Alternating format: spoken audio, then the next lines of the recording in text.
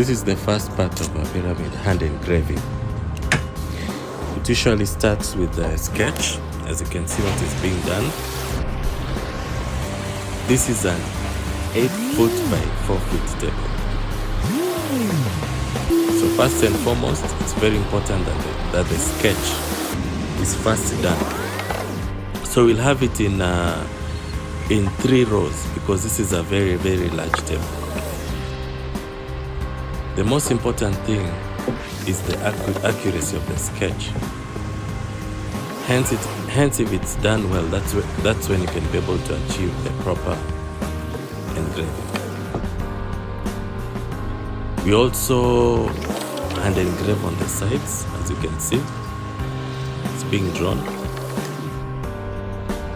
And once the side has been drawn, thereafter, that is when we start the whole process of hand engraving.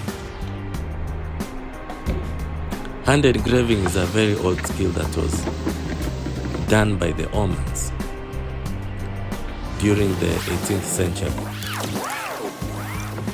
The guy that we're using right now is highly skilled.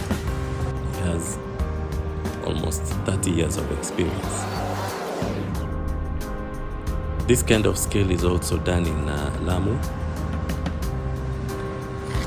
It requires a lot of patience and a lot of accuracy to achieve this kind of thing.